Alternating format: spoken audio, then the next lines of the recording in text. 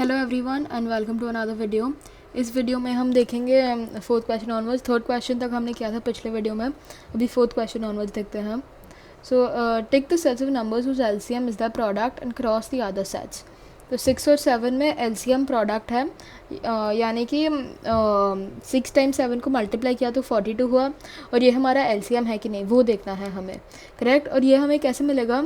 ये हमें तब मिलेगा जब हम ये बता सकते हैं कि दोनों नंबर्स को प्राइम है कि नहीं, यानी कि उनके पास कोई भी कॉमन फैक्टर्स है कि नहीं। को प्राइम नंबर्स क्या होते हैं? वो नंबर्स जिनका सिर्फ एक फैक्टर होता है, वो होता है 1, कॉमन फैक्टर होता है 1। लेकिन नॉर्मल नंबर्स में ऐसे नहीं होता है, उनके पास कॉमन फैक्टर्स और भी होते हैं। तो इसका एग्जांपल देखते हैं हम। 18, 2 और 4। सो 2 is a factor of 4, right, क्योंकि 2 को 2 से मल्टीप्लाई किया तो 4 मिला।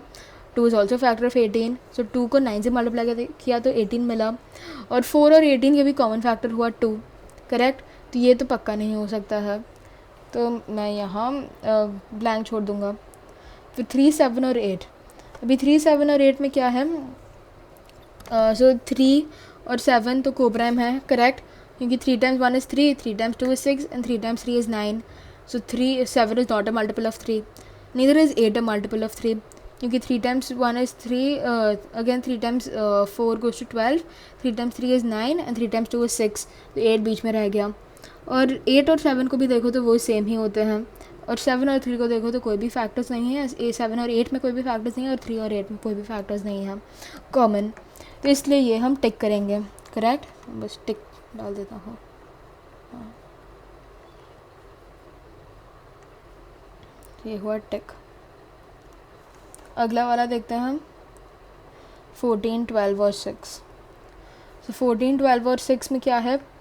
अभी 6 और 12, 6 12 का फैक्टर है और 12 6 का मल्टीपल है, करेक्ट, क्योंकि 6 टाइम्स 2 इज़ 12 एंड 6 और 14 के भी कॉमन फैक्टर्स हुआ 2 तो पक्का है क्योंकि दोनों इवन है, तो इसलिए ये हो नहीं सकता है।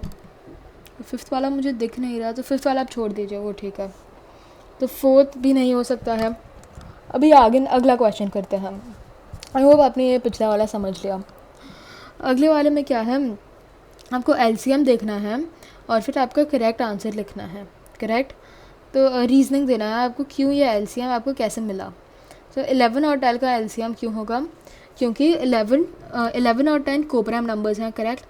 तो ये एक और रूल होता है प्राइम और कॉम्पोजिट नंबर्स का, कि अगर दो नंबर आगे पीछे हो, जैसे 10, 11, 12, 13, 88, 89 ले लो, तो ये दो नंबर्स हमेशा को प्राइम होंगे, नो मैटर वॉट, ये हमेशा को प्राइम होंगे। और जब नंबर्स को प्राइम होते हैं, यानी कि उनके पास कोई भी कॉमन फैक्टर्स नहीं होता है, सिर्फ 1 कॉमन होता है, तो उन दोनों को मल्टीप्लाई करके एलसीएम मिलता है, करेक्ट। हमने ऊपर ये रूल देखा था, one number is a multiple of the other, नहीं ये वाला नहीं, ये वाला, this is LCM of coprime numbers is equal to the product, correct. So coprime numbers, इस केस में 11 और 10 को प्राइम है, तो प्रोडक्ट क्या हुआ 11 और 10 का? 110, करेक्ट। ये अपने टेबल्स में होगा। अभी इसका रीजनिंग देखते हैं हम। तो हम लिखेंगे 11 and 10 आर को प्राइम नंबर्स, करेक्ट। तो इसलिए हम 20, 40 और 80 का देखते हैं। 20, 40 और 80 का एलसीएम क्या होगा? ये होगा, अगर रूल्स देखें तो if a number is a multiple of another number, so when one number is a multiple of the other number, then the greater number is the LCM of the two numbers, correct. So is 80 so 80 the biggest number? So is 80 a multiple of 20? Yes, because 20 times 4 is 80. And is 80 a multiple of 40? Yes, because 40 times 2 is 80. So that's why 80 is your LCM. So हम लिखेंगे यहाँ, एक second, हाँ। So we'll write 80 is a multiple of 20 and 40, and that's why we automatically get our LCM as 80. इस हिसाब से आप 5th 6th 7th और 8th कर लीजिए। ये भी, ये सारे सेम रूल्स ही हैं, ये इन रूल्स को ही रिपीट करेंगे। और ऊपर जो हमने रूल्स देखे थे LCM के, ये 3 रूल, ये 2 रूल, हाँ, और ये वाला, तो यही हम करेंगे, यही लेके हम करेंगे। ये सारे प्रॉब्लम उसके ही बेसिस पर है। आगे चलते हैं एलसीएम बाय प्राइम फैक्टराइजेशन। अभी ये एचसीएफ विद प्राइम फैक्टराइजेशन की तरह ही है, लेकिन ये अलग है, थोड़ा सा अलग ही है। सो इसमें क्या है, so when the numbers are small it is easy to find the prime factorization and thus their LCM. So for larger numbers it's convenient to find the LCM by other methods, but for smaller numbers हम prime factorization करते हैं, जैसे हमने HCF में भी देखा था। Small numbers के लिए प्राइम फैक्टराइजेशन मेथड, लेकिन लार्जर नंबर्स के लिए हम वो लॉन्ग डिवीजन मेथड करते हैं, राइट, जहाँ रिमाइंडर्स बचते हैं और फिर वो रिमाइंडर इवेंचुअली हमारा आंसर बनता है, करेक्ट, वो last reminder.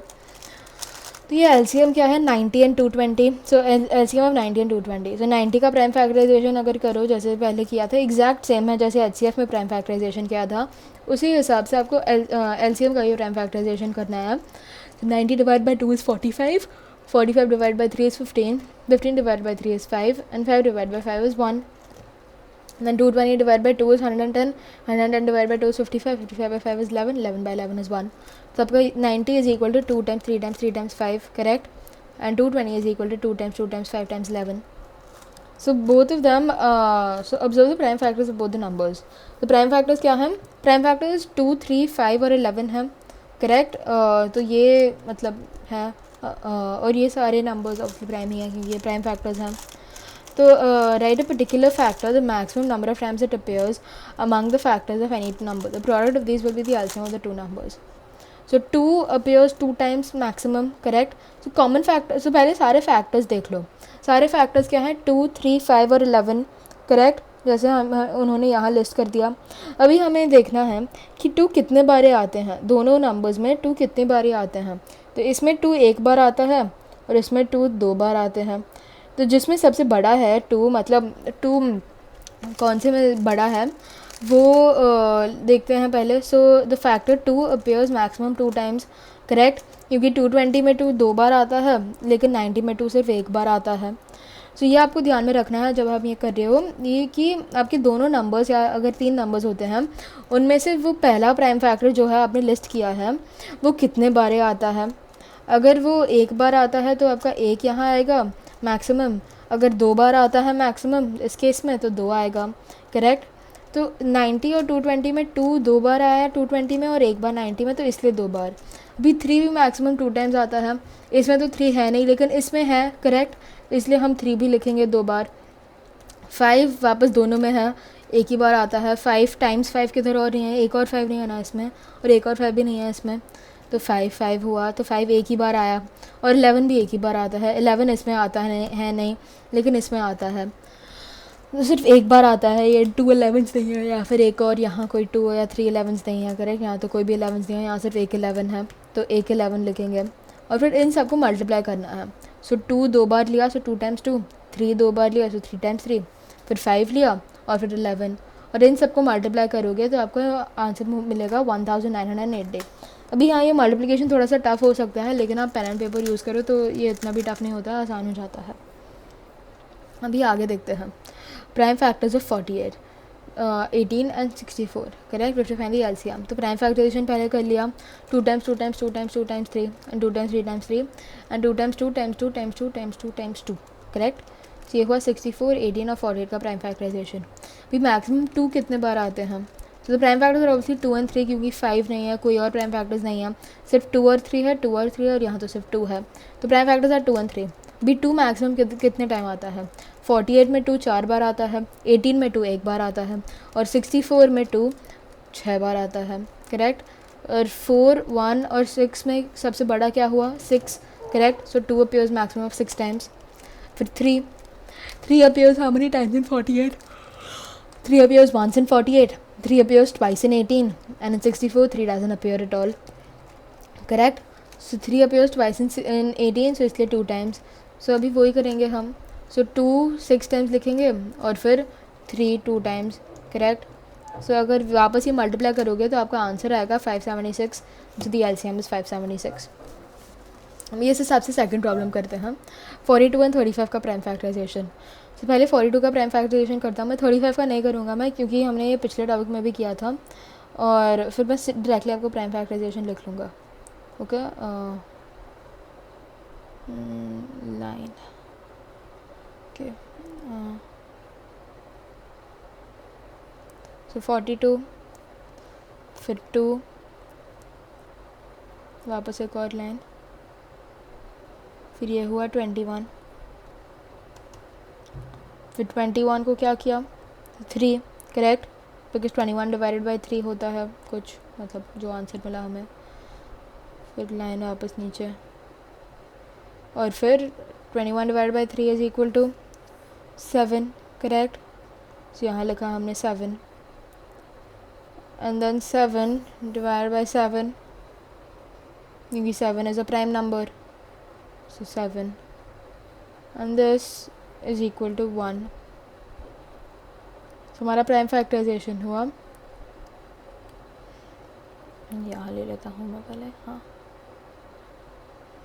so 2 times 3 times 7, correct. अभी मैं 35 का ऐसे टेबल नहीं बनाऊँगा, बस आपको प्राइम फैक्टराइजेशन लिख दूँगा। सो इसका होता है 5 times 7 प्राइम फैक्टराइजेशन, और कोई 2 प्राइम नहीं है, 3 प्राइम नहीं है, 3 फैक्टर नहीं है, 2 फैक्टर नहीं है, तो सिर्फ 5 और 7 हुआ। सो अभी कॉमन क्या हुआ, फैक्टर्स कौन से हैं पहले। सो ये एक लाइन मिस कर दिया उन्होंने, मैं यहाँ लिख दूँगा, ठीक है, यहाँ लिख रहा हूँ मैं, हाँ, लाइन।